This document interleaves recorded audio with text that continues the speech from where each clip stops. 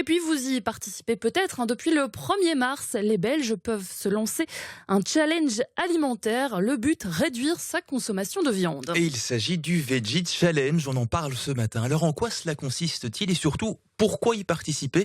C'est donc le focus du jour, Nina. Oui, après la tournée minérale, pas d'alcool pendant tout le mois de février, c'est un nouveau défi qui est proposé aux Belges. L'idée n'est pas de se priver totalement de bœuf, de porc, de veau ou de poulet, mais d'en manger moins. C'est meilleur pour la santé, mais aussi pour la planète. Alors la semaine dernière, Sciences Po, l'Institut de santé publique, publiait justement une étude sur l'impact de la consommation alimentaire sur l'environnement. Et on y apprend que la consommation de viande rouge est responsable de 35% des gaz à effet de serre et que la viande ultra transformée comme les saucisses ou les nuggets ont un impact environnemental certain.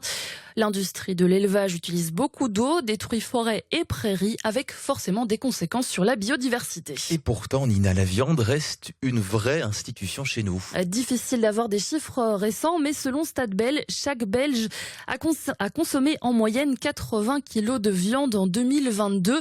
Il s'agit de la consommation apparente annuelle, c'est-à-dire la quantité de viande disponible sur le marché rapportée au nombre d'habitants.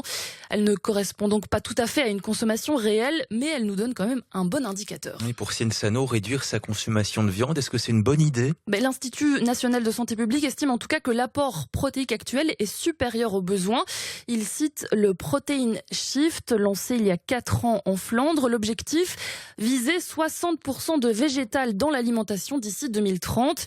Pour Sciences Po, cela permettrait de réduire de 30 et 25% l'impact sur le changement climatique et sur l'utilisation des terres. Même si c'est paradoxal, un régime plus végétal peut aussi entraîner une hausse de l'utilisation des ressources en eau. Et enfin, dernière question, qui se cache finalement derrière ce Veggie Challenge? Eh bien, c'est l'association Proveg. C'est une organisation internationale dédiée spécifiquement à l'alimentation végétale. Pour ce challenge, elle propose des recettes, une application pour planifier ses menus, dresser une liste de courses plus végétales ou encore calculer l'impact environnemental de nos repas. Voilà peut-être des idées pour les repas de ce soir, un peu trop tôt pour une viande ou un substitut, cela dit pour l'instant.